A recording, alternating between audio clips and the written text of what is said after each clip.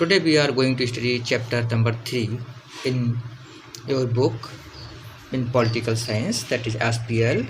Now you have to see how the state government works. State government कैसे काम करती है. तो last year we discussed the fact that government works at different levels, 3 levels: local, state and national. जो government होती है वो 3 state level पे वर्क करती है. लोकल जैसे हमारे मोहल्ले के, हमारे शहर के, स्टेट राज्य के, और नेशनल जो हमारी केंद्र सरकार होती है, सेंट्रल गवर्नमेंट होती है. तो इस तरीके से सरकार यानी गवर्नमेंट 3 टाइप्स की होती हैं, 3 लेवल पर होती है: local, state and national government. तो आज हम इसी सब बारे में चर्चा करेंगे. We will discuss about these things. अब सबसे पहले how does this take place in a democracy. Democracy में किस तरीके से सरकार बनती है. And what is the role of a member of the legislative assembly और एमएलए एंड मिनिस्टर्स. इनके क्या रोल हैं, क्या काम करते हैं. How do people express their views और demand action from government. Government से कैसे अपने व्यूज़ करते हैं, कैसे अपने एक्शन को डिमांड करते हैं. इन सारी चीज़ों को हम इस चैप्टर में आज देखेंगे. देन सबसे पहले जो व्यक्ति होता है वो होता है MLA, member of legislative assembly. Now, you may be familiar there with some official names such as collector, medical officer, etc. But you have heard of an MLA and the Legislative Assembly. Do you know the MLA of your area? हमारे area का MLA कौन है? And can you identify which party she or he belongs to? जैसे कि हम लोग पीलीभीत में हैं तो हमारे यहाँ जो MLA हैं वो संजय गंगवार हैं, कृष्ण लाल राजपूत हैं. ये सब हमारे MLAs हैं और ऑलमोस्ट सभी बीजेपी से भी कांटेक्ट रखते हैं, भाजपा से कांटेक्ट करते हैं. भाजपा की सरकार हमारी स्टेट में भी है जो कि योगी सरकार है. And the Bhajpa same government is in central government, that is the Modi सरकार और द मोदी गवर्नमेंट. तो इस तरीके से जो है इन MLAs के बेस पर ही सेंट्रल या स्टेट गवर्नमेंट का डिसीजन होता है. Now member of the legislative assembly are elected by the people. People elect करते हैं. Then they then become members of legislative assembly and also form the government. In this way we say that the MLAs represent people. इस तरह हम कह सकते हैं जो MLA जो होते हैं वो उस जगह के people को रिप्रेजेंट करते हैं. The example below will help us understand this matter. Every state in India has a legislative assembly. Her state में legislative assembly होती है. Each state is divided into different areas और constituencies. और हर एक assembly को हम constituency में divide कर देते हैं. For example, look at the map below. It shows that state of Himachal Pradesh is divided into 68 assembly constituencies. यहाँ पर ये जो ग्रीन स्पॉट आपको दिखाई पड़ रहा है ये हिमाचल प्रदेश है और इस हिमाचल प्रदेश में 68 constituencies हैं. From each constituency, the people elect one representative who then becomes a member of legislative assembly और MLA.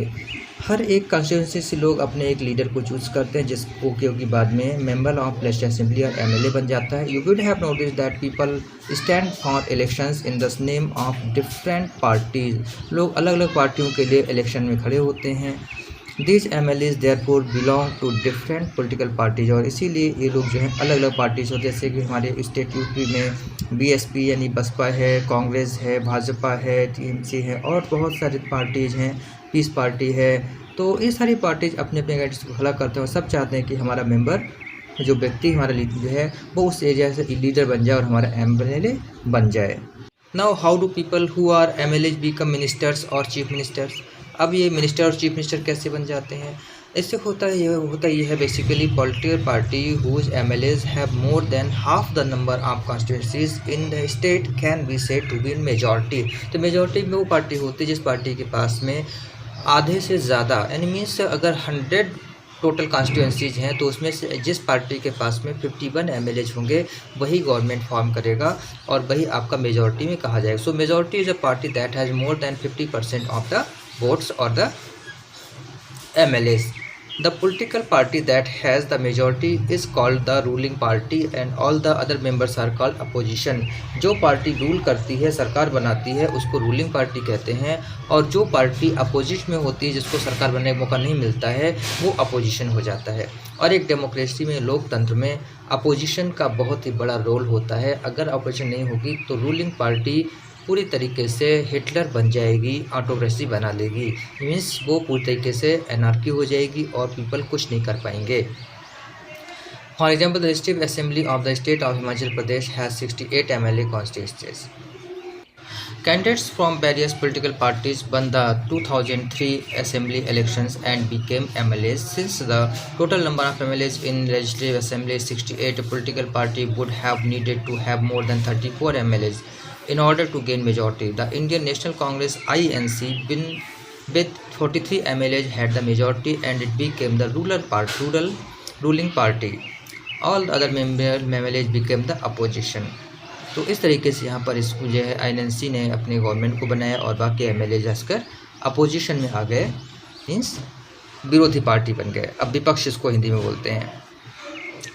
After the elections the MLAs belonging to the ruling party will elect their leader who will become the chief minister. तो chief minister कौन होता है? Ruling party का chief होता है, जो उस रूलिंग पार्टी को विन करता है, लीड करता है, उसको हम चीफ मिनिस्टर कहते हैं। In this case the Congress party MLAs choose Shri Virbhadra Singh as the leader and he became the chief minister.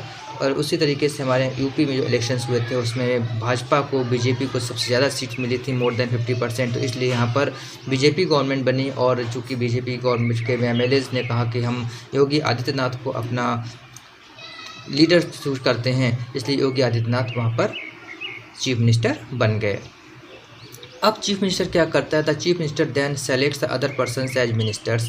After election it is the governor of the state who appoints the chief minister.